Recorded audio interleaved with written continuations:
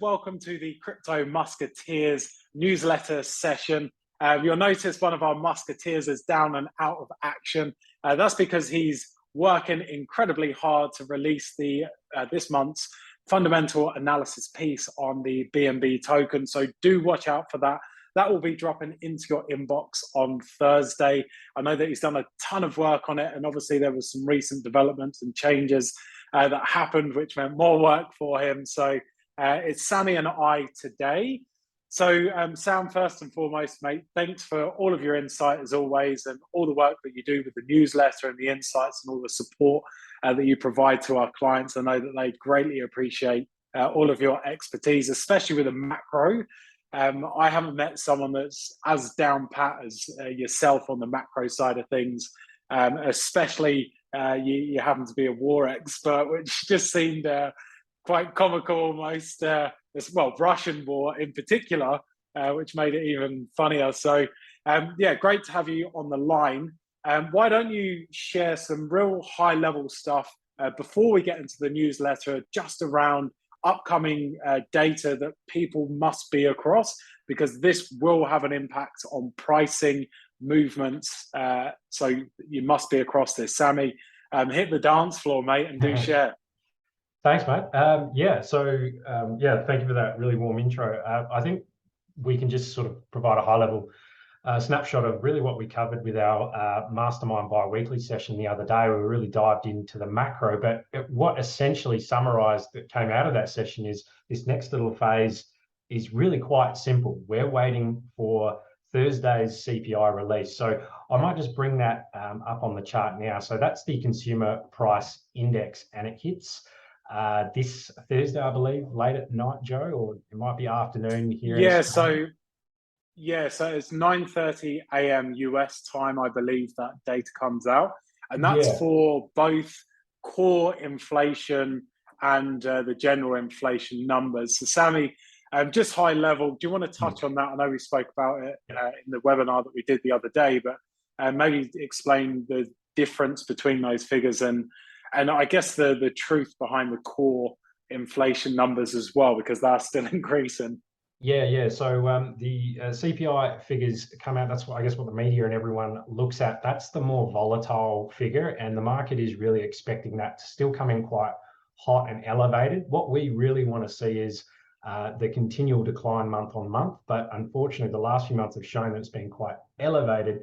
The core inflation is actually what the Fed really cares about, and core inflation strips out a lot of the highly volatile aspects of CPI. So we're talking about gas prices, commodity prices, rents, things like that. So they're looking at that coming down. And unfortunately, last month, what made it really quite extreme to the downside, into the bearish sense, was core actually went up last month while CPI dropped. So you'd think, well, CPI dropped a little bit, that's actually quite good. Well, yes, it is, but core unfortunately went up, which is what the Fed looks at. So their mandate right now is to continue to kill demand. They really want to put the screws on the economy to continue to bring that heat out of the market. We're slowly seeing that.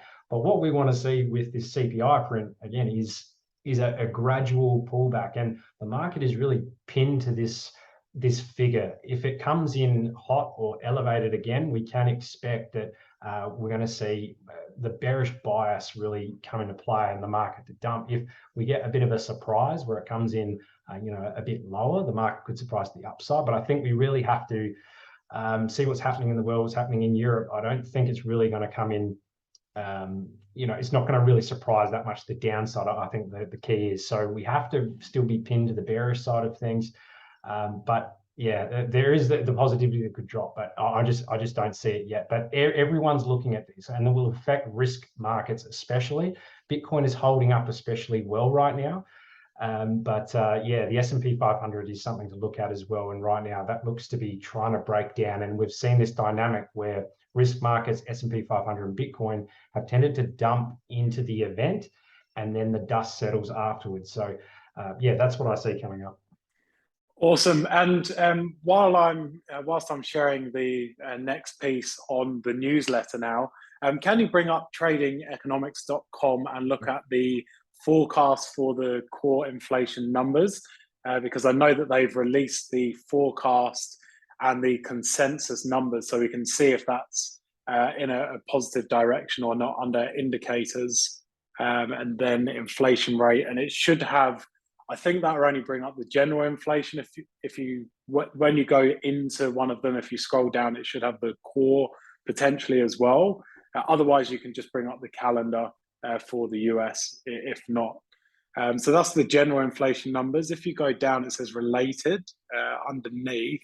Does it have core? There you go, Yeah, core inflation. Awesome. Yeah. So what's the forecast is 6.4 and the consensus is 6.5. So that's a continuation of an increase. Markets are going to dump if this comes to fruition, and that's coming out on the 13th tomorrow. So expect to see lower lows, I would suggest. Do you agree with that, Sam? Because it means they're going to have to increase interest rates on the 2nd of November by at least 0.75.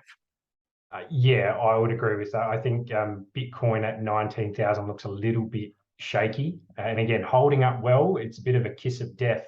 You normally say that just before we hit a bit more downside. So again, risk markets are going to get hit by a figure like this. So we just have to be a bit careful. But yeah, I think that's coming in hot again. Can you screenshot this as well, Sammy? Share it with our VIP and mastermind and our graduates as well, and just let them know that, hey, this is increasing still as the forecast, and if this comes in at this level, expect a dump, just in case they don't watch this video. Awesome. So the thing that I wanted to bring up is we're always thinking of what narrative should we be telling everyone that reads our newsletters as they start to transition through. Where are we in the season? Where are we in the cycle? What's going to be most beneficial for our readers? And this month, we thought about 3 strategies of what we're currently using personally ourselves right now in the market, but also into the near-term future. And that's strategies that all of you guys can roll out too. So we're going to detail the 3 strategies. We won't release them now because we want you to actually go through and read it. But we'll outline the 3 strategies. We'll give you data to back why you should be using these strategies. And we're even going to give you example trades that we've done and how they've performed and why they performed well. The narrative that I do want to share with you that I'm going to be outlining at the start, and I'm happy to share this with all of you now because you're clients, is number 1, it's really to do with my personal experience. So starting in 2014, it was the back end of the cycle and the market came down. Bitcoin was about 300 US. The Ethereum was, I think it was about $8 or $9 US. And I was buying at that time, and I started to buy really heavily through 2016, particularly at the end of 2016. But that experience taught me a lot. I could have probably 3x'd, if not more, and certainly with Ethereum, probably 10 to 100x more than what I was buying at later in 2016, if I had realized how undervalued it was. Now, the timing was very different. Back then, crypto wasn't a thing. It was on every skeptic page out there. All the naysayers had a much louder voice. No institutions were really on board. Silk Road was obviously a thing back then, or coming out of that. For a risk-reward play, the risk was astronomical and the reward was astronomical too, but it wasn't that clear to see at that point in time, even with all the prior growth. Through those learning lessons into 2018, out the back of 2018, I went hard. I went really, really hard because I experienced that before. It helped me to see how undervalued things were again. And hey, this is where we currently are. There may be further downside in the market with tightening, with increasing inflation, core inflation levels, increasing interest rates still. But we are at a really pivotal point in the market where there's maximum value and opportunity. And I just ask everyone that's listening to this, and this is what I'm going to share as part of my narrative at the beginning part of the newsletter, is you have to see the obvious opportunity here and not get too picky and too fine trying to pick the bottom, but being okay that, hey, the market might go down more, but if I have a slightly longer term vision with some of my trades, I know how great this can perform out of here into the next cycle of 2025. So just something that I wanted to share and give insights on, that this is something that I'll be doing some detail around, and explain the benefits of having this mindset as well, sharing some of my experience. I was just showing Sam out of my office window of where I am now over Lake Como, and that's really on the back end of making some wise decisions, particularly through 2018, and the back end more so, because I made a lot more money on the second cycle really than I did on the first, even though it went up probably significantly more. I had a lot more money in the market second time round because of all the learning lessons at the peak point. So yeah, just thought I'd share that with everyone. Sammy, is there anything else that you want to share, maybe from your own personal experience as well? Because I know you've been in the market a very long time as well now. Yeah, I just feel that one of the best investment strategies through such a highly volatile market is to not be too clever by half and think you're too smart or you're better than a lot of these professional algorithmic traders. Over time, I've found that a consistent strategic process of almost a dollar cost averaging correction by strategy with a long-term time horizon just by far and away outpaces and has been far more profitable for me. If I were to benchmark, I guess, my trades versus my longer term investing, I think I'd be quite pleasantly surprised that my longer term investing, which I put a lot more weighting in, will perform so much better. And also it takes a lot of the emotion out of it. I find it's more efficient as well. So, investing should be fun, and trading is fun as well. But yeah, I haven't always enjoyed the dopamine hit that you do get with trading, and the attention that you can take away from other aspects of your life with those shorter term trades. That's just me. I do prefer that longer term time horizon. So yeah, DCA has been very, very good to me. Nice, awesome. Thanks for sharing that, Sammy. Anything else that you want to mention about the newsletter? Obviously, we've got the two new cryptos that we're going to be bringing in. Maybe we can outline high level why. I'm happy to take the second if you want to lead the charge, maybe with Algorand and why we're including that potentially. Yeah. Well, just first of all, I'm looking forward to covering the technical section. I want to have a look at the volatility, Bitcoin's historical volatility index, and just see what has happened when we've been in these sort of areas before, because the volatility is compressing at the moment, and we've really only seen this less than a handful of times previous, and it shows that we're at a decisive point where we see a hugely volatile move. I also want to have a simplified look. I always talk about bonds, and I don't want to go too into the weeds, but I really want to keep it high level and simple. But it is so imperative that we have just a surface level knowledge of what's going on in the global bond market, the sovereign debt bubble that's really driving a lot of this, and it really puts a ceiling on what the Fed can do. So a lot of it stems from that. I want to look at that. Also, just want to quickly touch on the US dollar. So those will be in my technical section. Also, nice. with on-chain, there was something I really wanted to look at. That's right. The Bitcoin difficulty. When the Bitcoin difficulty is quite high, we often see price. It's a lagging indicator, so price often wants to catch up to that difficulty. So I find that super interesting. The hash rate, are you referring to, or minor difficulty? Minor difficulty. So there is a fantastic chart which I've seen just recently on Glassnode that shows when the difficulty gets incredibly high. Yes, we do see capitulation of miners, but the lagging indicator is price, and then price often catches up. Very similar to hash rate. When hash rate is at all-time highs, it's not too long, it's lagging again until price catches up to that. So interesting mining dynamics at play at the moment. Now, you did say Algorand, didn't you? So yeah, we really want to have exposure to the ISO coins. So that's, and Joe, you know a lot more about this than me, but they're going to be incredibly popular as CBDCs begin to roll out. So Algorand is one of the, I guess, the biggest trendsetters in this space, got huge partnerships. We really like what it's been doing. So yeah, we're adding that to portfolio. I think it's going to be a good play. Do you have anything more to add on that? Well, they sponsored the FIFA World Cup, which is a pretty incredible thing. It's one of the most watch sporting events of kind of all time that we have. So, and it incorporates so many different teams globally. So I think it's great that they're seeing the opportunity, stepping up to do something like that, making significant investments. I'm a big believer in Silvio. He's definitely one of the pioneers in the cryptography space. He's been around in cryptography for many, many years out of MIT. So serious backing. They had an incredible ICO raise. We are a fairly significant drop from what that came out at. We've got great stability around that 30 cents, 31 cents, even with all the pullbacks.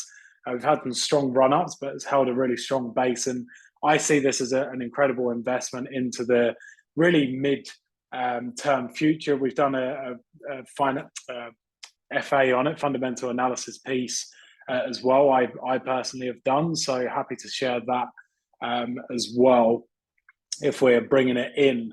The second one that we're bringing in as well, it just seems so obvious to me. Not only is it sitting technically or under or on some really strong support, which I would be shocked if it was able to break through, but it's really caught the limelight for many years. It's not really been around that long, but it's the Dogecoin killer Shiba Inu. So with Shiba Inu, yes, it was a sentiment token, and that's all it was. Once upon a time, they've had great development from there, and they're bringing out their play-to-earn game. They've got their metaverse game rolling out. They've got DEX, decentralized exchange. They also have Shibarium. They're built on the Ethereum blockchain, so they're an ERC20 token, which limits them to the amount of scalability that Ethereum has, and that's why they're bringing out a layer 2 solution to help them overcome this challenge. So they've got a ton of development going on. They've got a ton of investors that are sitting there at a loss right now, sitting on their hands, waiting for some market movements to really take shape and form from there. So I see it as a really strong risk-reward play, and I think it's lining up nicely to pop off into the midterm future and short term as well. I think it's a great short-term play, but please always be aware macro markets will take a sledgehammer to every risk market. Stocks, crypto, property. I was saying earlier, I can't remember where I saw the stat. It was either month on month or year on year. Mortgage rates are down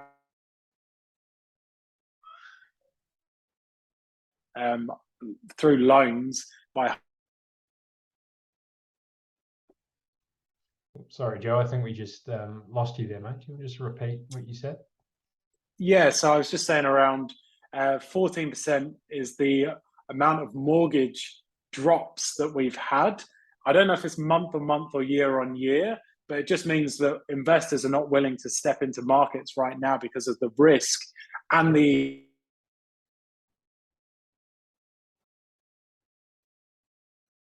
All right, we just lost you again. I'm assuming you were talking about the cost of capital, weren't you? Yeah. Yep. Yeah, exactly. Awesome. So yeah, we'll be bringing these ideas to you, these opportunities. We'll be kicking 2 out. We're going to do a bit more research on those before we do give them a flick. Sammy, any parting comments that you want to share for anyone watching this, really for now in the market or for the newsletter as well? Yeah, I guess with the newsletter with those 2 cryptos, I think it's just super important. If you're looking at our top 10 portfolio, it's been structured in a way that's been quite low risk for a while, but we just, with these 2 new cryptos, we want to really diversify that portfolio out as this market develops. So I think those 2 additions are really fantastic because it has been quite heavily weighted towards maybe layer 1s and things like that. So yeah, constantly reevaluating and pivoting. In terms of the market, I have been saying this a lot, but now is when you lay the seeds to bear fruit in the next cycle. And the doom and gloom right now is so apocalyptic in macro, these markets. This is the time you need to get interested. Warren Buffett's famous quote, get greedy when there's blood on the streets. And we're pretty close to that. moment, and it's just grinding sideways, creating anger, depression, fear. It's ticking a lot of boxes. So, you know, you're never going to time the perfect bottom. You're not going to catch the folding knife, the exact bottom. So don't try. It's impossible. You know, layer yourself into this very slowly accumulated position and have that longer term time horizon, and just remain forward looking, because that doom and gloom will eventually pass. This aggressive tightening cycle will reach its limit, and we will move into a new phase where you will wish and look back on the opportunities that you left on the board while you were sitting on the sidelines. I guess not set well. You maybe saw the opportunity, but got wrapped up in that fear and doom and gloom. Meanwhile, sophisticated investors, advanced investors are hedging risk, yes, but they're also keeping that forward vision as well, and using that in their investment thesis. Nice, awesome. That's why he's the best in the business. Thanks, Sammy. Thanks everyone for tuning in as well. It's great to have you here. And we're really excited to bring this newsletter to help you map out your strategies and take some powerful steps forward.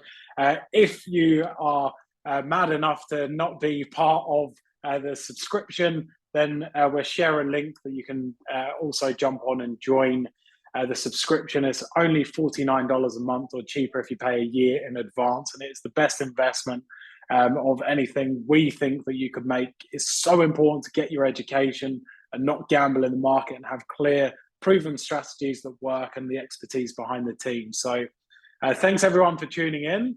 We look forward to joining you next time. And and Sam, thanks for all your insights as always, mate. My pleasure.